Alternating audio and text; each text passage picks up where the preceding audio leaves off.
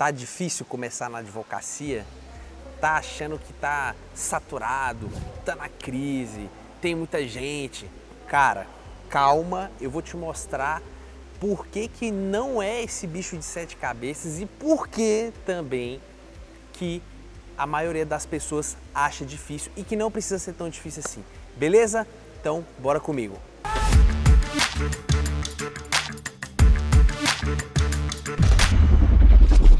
É isso mesmo, cara. Eu acredito que você pode estar pensando assim, meu Deus, já é difícil começar na advocacia. Ainda mais em 2020, que, cara, não pode aglomerar, não pode atender cliente, tem que ser tudo online, não sei o quê. Ai, meu Deus. Cara, vamos lá.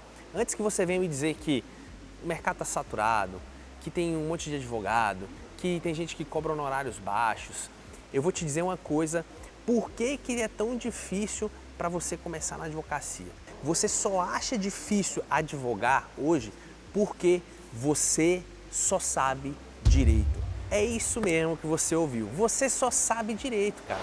Você não entendeu ainda que a sua advocacia é um negócio, cara. Você não entendeu ainda que você não é advogado. É isso mesmo, você não é advogado. Você é um empresário do direito. Enquanto você não entender e não assimilar isso, cara, pode esquecer, vai ser sempre difícil para você advogar, porque você não entendeu ainda que o direito ele vem depois que você aparece, depois que a pessoa te contrata, depois que você aprendeu outras habilidades que são essenciais e que você realmente não aprendeu na faculdade, você não foi preparado para isso, você sabe o direito, você só sabe as consequências, você sabe o que a lei estabelece para determinadas situações. É só isso que você sabe. Isso é pouco, isso faz você não se destacar no mercado, beleza? Então eu vou falar aqui 3 coisas que fazem você penar na advocacia, que fazem você ser fraco, que fazem você não monetizar a sua advocacia, não conseguir clientes, beleza? A primeira coisa, você não sabe aparecer. Exatamente. Cara, antes de você advogar e exercer a sua advocacia propriamente dita, você precisa aparecer para as outras pessoas. É claro, você tem que arrumar um meio das pessoas te conhecerem, seja produzindo conteúdo na internet, seja conseguindo uma entrevista na rádio, uma entrevista na TV, um espacinho onde você consegue escrever para alguma coluna de algum lugar. Cara, você precisa aparecer. As pessoas precisam saber que você existe. Como é que ela vai contratar, por exemplo, o advogado Daniel, se ela não sabe que o Daniel existe, se ela não sabe o que que o Daniel faz, por que que o Daniel advoga, qual a área que o Daniel advoga? Não existe uma pessoa que vai contratar um advogado que ela não conhece. Então você precisa saber aparecer. Ah, Daniel, como eu faço isso? Já falei. Conteúdo no seu site, nas suas redes sociais, no YouTube, tentar aparecer em veículos de comunicação. As pessoas precisam saber que você existe. E esse é o primeiro motivo porque a maioria das pessoas está mandando mal na advocacia. Segundo motivo que está te fazendo penar aí na advocacia é porque você tem vergonha de cobrar os seus honorários. Exatamente. Então, vamos lá. Se você já está achando difícil conseguir um cliente, cara, quando ele chega lá, senta na sua frente para saber como é que vai ser para você atuar para ele, você ainda tem vergonha de cobrar? Você acha que aquele cliente não vai aceitar seu preço, que ele vai sair correndo? Cara, se você não sabe ou tem vergonha de cobrar, isso vai acabar te matando com o tempo. Porque o dinheiro na advocacia, ele está no fechamento do contrato. Ele está a partir do momento que aquela pessoa ela decide voluntariamente ser o seu cliente. E ela entende que você é bom o suficiente para resolver a demanda dela, tanto que ela vai tirar um valor do bolso dela e te pagar, te remunerar para isso. E aí é que tá, cara. Você tem vergonha de cobrar por quê? Porque você não tem prática? Porque você próprio tá achando caro? Bom, se você tá achando caro o seu serviço, então o cliente também vai achar. Isso precisa partir de você, entender que aquele honorário que você está cobrando é o resultado de todo o seu estudo da sua faculdade, do seu TCC, de toda a tua preparação estudando o caso concreto daquela pessoa e o trabalho que será realizado dali para frente. Se você não internalizar isso, toda vez você vai achar que o seu serviço é barato, que o seu serviço não vale tudo aquilo. E outra coisa, serviço advocatício no Brasil é caro sim, tá certo? A própria Constituição As próprias leis já trazem uma estrutura que você entende que serviço advocatício é mais caro. Senão, não existiria defensoria pública, tá certo? Não existiria um departamento, um órgão público especializado para proporcionar serviço advocatício às pessoas que têm baixa renda. Então, você, partindo dessa premissa, tem que entender, serviço advocatício é caro. Tá certo? Por quê? Porque é um serviço que exige um intelecto muito grande, personalizado em cima de um caso concreto específico. Ou seja, você vai parar a sua vida para poder fazer aquela demanda do seu cliente acontecer, o direito dele ser instrumentalizado. Então, você precisa cobrar mesmo, tá certo? E outra coisa, não tenha vergonha de cobrar. Quanto mais acanhado você for na hora de cobrar, quanto mais inseguro você for, o seu cliente vai sentir isso também, ele não vai sentir segurança em você como advogado. Isso vai trabalhar ao seu desfavor, isso vai trabalhar contra você na mente do seu cliente, entendeu? Ele vai falar, pô, esse cara tá com medo, ele vai ficar com medo na hora de me defender também. Instintivamente a pessoa pensa isso, então você tem que ser firme na hora de passar o preço para o cliente, beleza? Isso não significa que você tem que ser rude, nem que, que você tem que falar, meu preço é esse mesmo, não. Mas você tem que ter segurança naquilo que você está falando e não ter vergonha dos honorários que você está cobrando. Beleza? Terceiro motivo que te impede de crescer na advocacia, cara, falta de networking. Daniel, o que é networking? Todo mundo fala networking para lá, networking para cá. Pô, mas o que é networking, velho?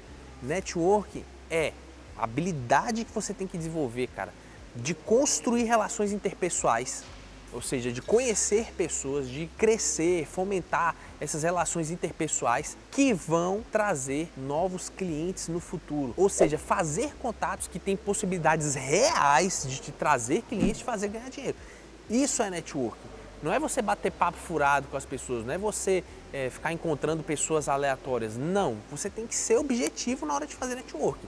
E aí existem dois tipos de networking. Tem o networking com outros advogados, que aí você vai procurar advogados de áreas complementares à sua. Por exemplo, eu sou da área previdenciária, então eu vou procurar algum advogado trabalhista para fazer uma parceria, porque o mesmo cliente dele pode ser meu cliente também. Ou então, por exemplo, se você é tributarista, muitas vezes o advogado que atua com direito empresarial societário, ele vai precisar muito de um background seu para ajudar o cliente dele na parte tributária também.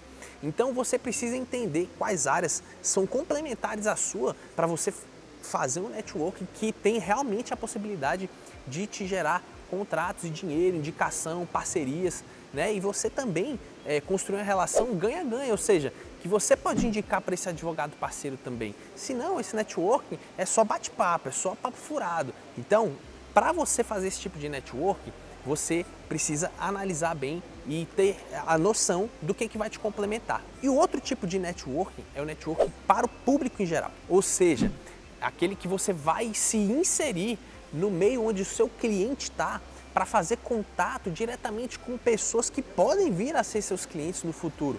Exemplo, se você é advogado empresarial, se você quer advogar para empresas, cara, faça parte de associações comerciais, faça parte de sindicatos de empreendedores, sindicatos de empresários, ou seja, você não tem que estar só com outros advogados, você precisa estar com pessoas que são o seu cliente final. Você precisa estar ali trocando ideia junto com eles, saber qual é a pauta deles, entendeu? Saber qual é a necessidade deles ali no momento, o que você pode fazer para ajudar. Networking não é aquela questão assim, toma aqui meu cartão, você é seu advogado. Isso não existe, até porque cartão, né, brother? Vamos falar a verdade, cartão não funciona mais. Então, o networking com o seu cliente final, na verdade, é você estar inserido no meio onde ele está para trazer ele para a sua base. Como assim?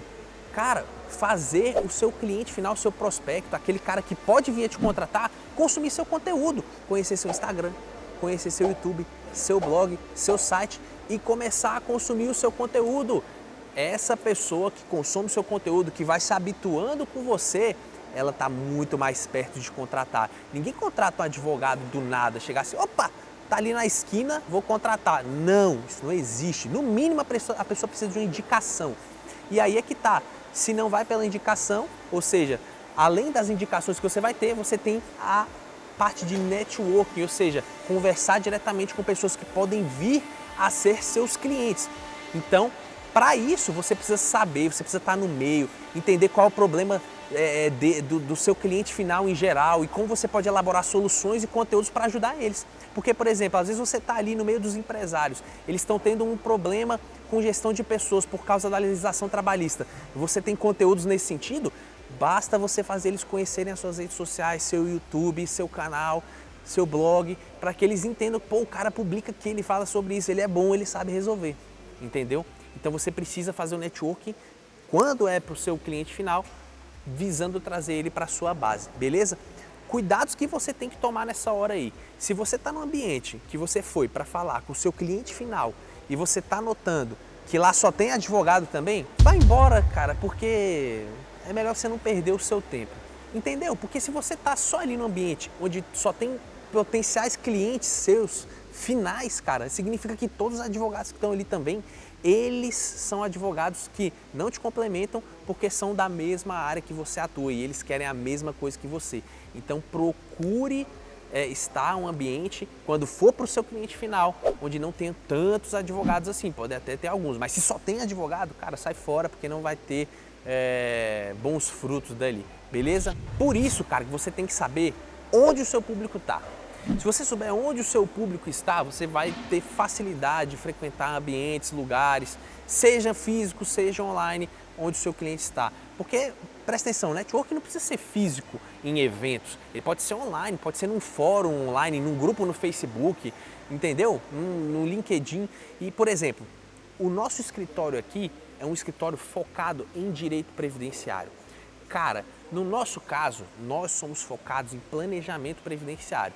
Então, o nosso cliente, a gente já entendeu que o nosso cliente é aquele cara, por exemplo, CLT, que ganha um pouco melhor. Então, são professores, são advogados que trabalham em escritórios maiores, entendeu? São pessoas empregadas que ganham um pouco melhor, pessoas que trabalham em estatais. Então, a gente precisa se inserir nesses meios. Essas pessoas, elas estão no LinkedIn, elas estão nas empresas onde elas trabalham. Então, qual é o network adequado para mim, aí, para o meu escritório, né? Para o escritório onde eu e a minha equipe atuamos? Cara, é tentar fazer palestras gratuitas mesmo na empresa onde essa galera trabalha, entendeu? É postar coisas no LinkedIn, onde a gente sabe que o ambiente é majoritariamente do nosso público-alvo, entendeu? Então a gente precisa estar lá, a gente precisa conhecer onde o nosso cliente está e a gente está focando nisso. YouTube também é uma boa ideia, porque aqui, por exemplo, no meu YouTube, nesse agora que você está assistindo, eu falo de advocacia, mas a gente tem um YouTube do escritório onde a gente foca no cliente final. Lá a gente não fala sobre advocacia, a gente fala sobre direito previdenciário, entendeu? Então a gente precisa fomentar o que o nosso cliente ele acha a gente, seja numa situação onde a gente vai até ele, onde a gente produz conteúdo para ele, beleza? Então, essas foram as dicas que eu tinha para passar para você aqui hoje, os motivos pelos quais é difícil para você começar na advocacia e que você não está fazendo, então por isso que você está encontrando essa dificuldade. Então comenta aqui embaixo qual tem sido a sua maior dificuldade, o que você tem encontrado de barreira, por que está tão difícil para você, quais habilidades que estão faltando, porque a gente vai se ajudando aqui nos comentários, beleza? Não esquece de dar uma curtida, um like nesse vídeo, se inscreve no canal, ativa o sininho, porque aí você não perde nada. E aqui agora vai começar a ter conteúdo pra caramba. E se você assistir, cara, você vai deslanchar na advocacia, pode ter certeza. Beleza? Então tamo junto. Não se esquece de seguir no meu Instagram pra gente continuar trocando essa ideia. Me chama lá no direct, fala, pô, Daniel, vi teu vídeo, fiquei com dúvida nisso aqui, me fala aí, tal. A gente vai conversando, beleza? Tamo junto, um abraço.